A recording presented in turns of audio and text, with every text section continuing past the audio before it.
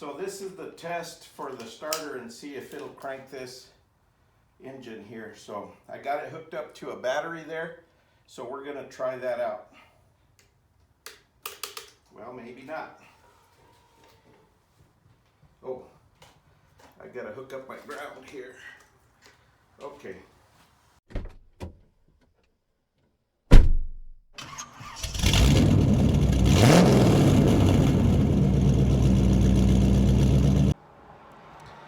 Hello and welcome back to Easy Simple Mechanic. This is Ray, and I hope that you all had a very Merry Christmas and an enjoyable New Year. We're back this new year with some new and exciting projects, as well as trying to finish up the one that we were doing. I'm sorry that I hadn't posted anything in some time, but I took a little time off for the holidays, and I also had some stuff that I was working on for a new project that I'm doing with some folks. So, you know, still gotta earn a living somehow. So, nonetheless, I'm sorry about not posting a video lately, but we need to get back on this Lincoln welder generator. And then also I was waiting on some parts. Nonetheless, we're back here today, and I'll go ahead and I'll show you some things that I've done to catch up on what we've done. Also, we did some stuff off camera while I was waiting on parts, only because it was one little item here, one little item there, and really wasn't anything technical or anything that you all can't do, but we'll go over those items right now. So let's get started. Well, if you recall where we left off, is we had the engine painted. We had done the painting. We had installed a flywheel on the other side. Let's go ahead and see if we can get this turned around. And so we had installed a flywheel on this side, and we had all that painted. Okay, so what did we do from there? Since we already had the oil or the fuel pump on, didn't need to do anything there, but I did get a carburetor. I did get that installed. It's just a couple of bolts here and a gasket behind it, and then hooking up the governor. I still need to find that spring that came off of the bottom there. Also, we installed a filter, as you can see. I'm gonna have to pull this off. I just put that on there to measure what I needed for that new filter, was a different size. And so I haven't put the hose clamps on it, but I'm gonna have to take that off because I'm gonna try and tip that up to get some fuel in it, just to prime it. I am gonna be able to get the gas tank on, so hopefully we'll be able to get fuel to the carburetor to get it running. I went ahead and I adjusted the points in here. If you want to see how that's done, it's actually fairly easy.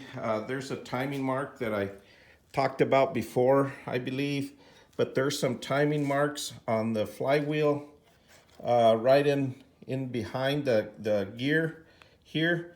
So if you turn that, you got to turn that to where it is on top dead center. And then there's an S, which is for spark timing. And so if you turn it to that S, and then you just adjust the points here to 20 thousandths, that'll take care of it. If you want to see detail on that, there's several folks on YouTube that show how to do that adjustment. And I went ahead and I pulled this little cover back off here, as I mentioned before. Of course, once I wanted to get all that painted and all, but I went ahead and pulled it back off because I wanted to make sure that the tappets were adjusted correctly, and they were. And to adjust those, same thing, you just put the timing mark here on the top dead center though, on the compression stroke. You want to make sure that's that way. That'll be when both valves are closed. And then you just want to go in there and check the gaps. And I think the exhaust was at 18 thousandths and the intake was at 12 thousandths.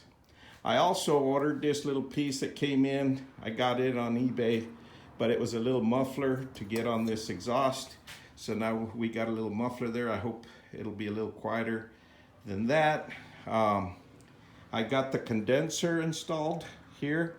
As you can see, there is a kill wire that goes on here that I'm gonna have to wire up when I wire up the rest of the stuff. And then these are the 2 wires that go to the coil. That one of them comes from the positive over on the, from where the battery will come. And then the other one comes from the generator, which will be generating the power for the ignition whenever this thing is running. So we did that. What else did we do? So those are all little things. We did get our fuel hose installed here on this side. So we've got a new fuel hose. We replaced the other one, installed that over to the fuel pump here on this side.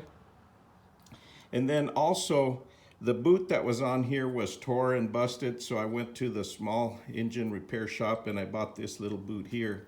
It's like $1 something. I had to cut this wire or the insulation on it and peeled that back, and so that I could get a new plug wire. Of course, I'll have to take that off a little bit when I put the covers on. I also got the stuff painted. So here's the cover that's on the front. And if you notice there, you can see that little label for the switch, the start, run, and stop switch. And no, I didn't peel that off to paint. It's a little trick that I use, and I don't know, you probably have seen it before. I used it on this other air filter cleaner thing. Here, let me turn it towards the light so you can see it. But see, these old stickers, you're never gonna get those off and then get them back on.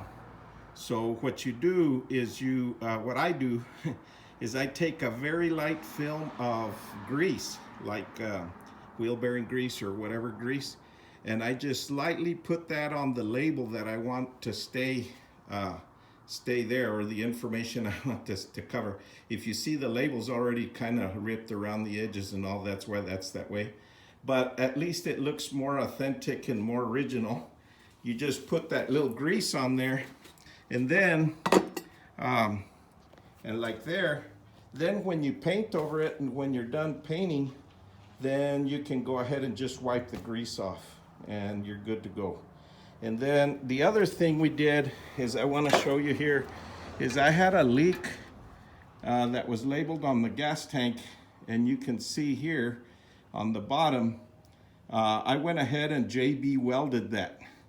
Now that was kind of rusted out, it had some pinholes and everything, so I went ahead and punched that a little bit to allow some of that JB weld to penetrate on the inside of the tank. And so on the inside, I don't know, you're not going to be able to see that now because there's no light coming in there.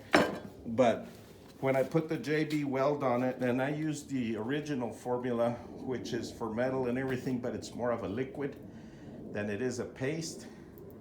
And then when you put it on there, it just kind of goes into the little holes and it hardens from the inside as well, because I left it sitting in one direction so it would go in, and then I turned the gas tank up so that it would then flow back down on the inside of the tank.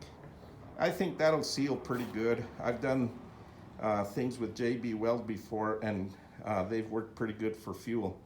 In fact, I built a side of an aluminum carburetor that had broken. The whole fuel bowl had broken in one corner, and I went ahead and used JB Weld to make a piece for it.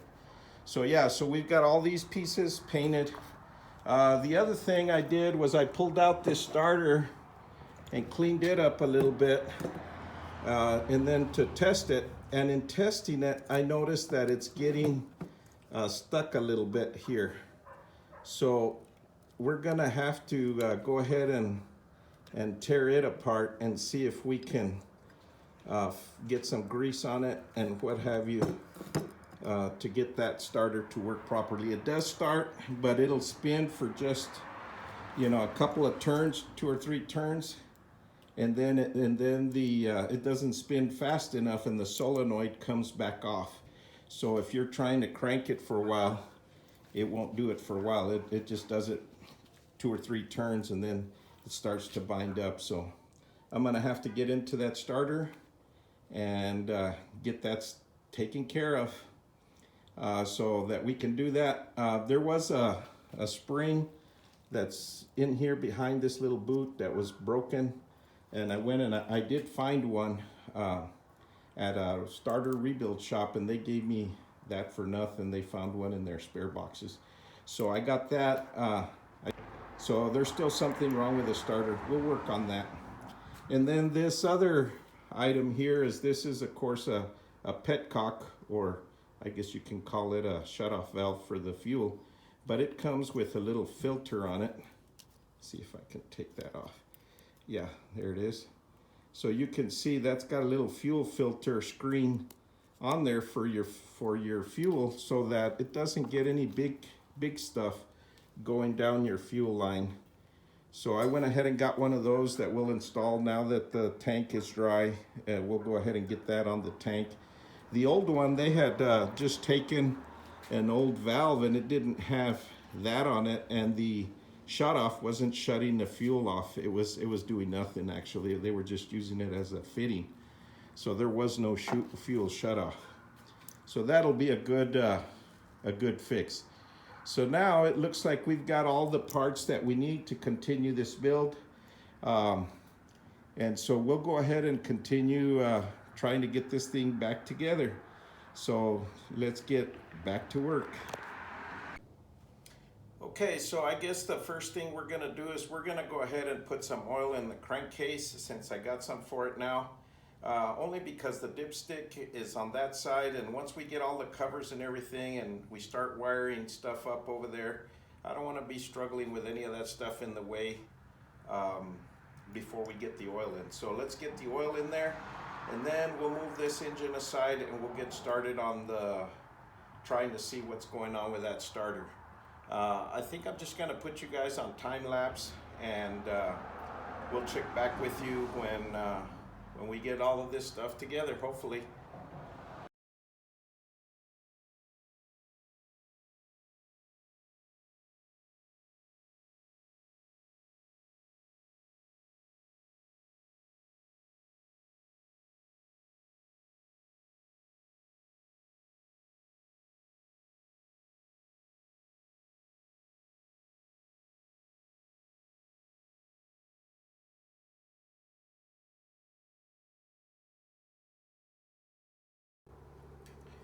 Well, as you could see, that went by pretty quick, but in actuality it was a little bit tough. When you take these starters apart, you got to be careful, because there's some springs that hold the brushes in that will spring out, and then it's hard to get them to come back in.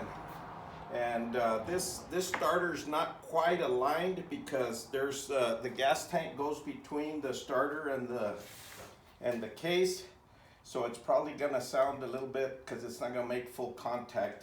But well, let me see. Maybe I can get that aligned pretty good. Let me get this loose and we'll see if we can't get that.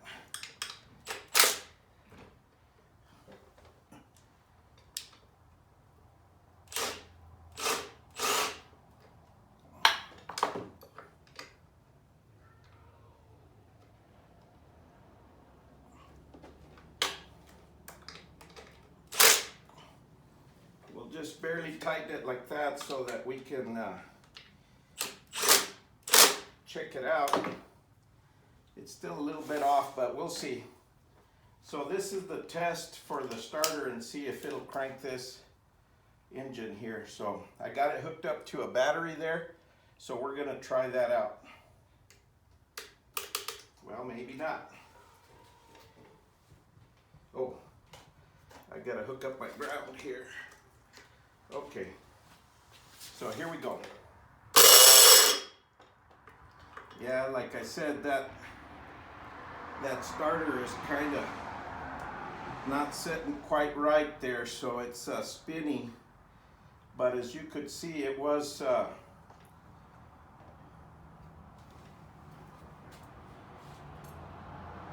Yeah, it's pushed out. So we're gonna have to wait till we get the gas tank on. But as you can see, the starter's working fine now.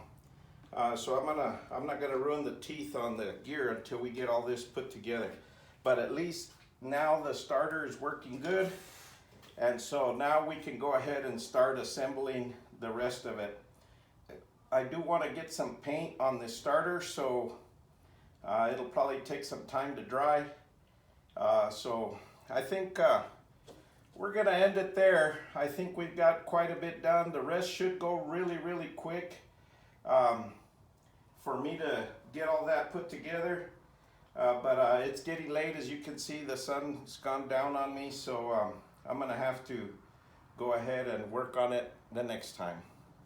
So please like, share, subscribe, and if you enjoyed the content, please tell some of the other folks about it.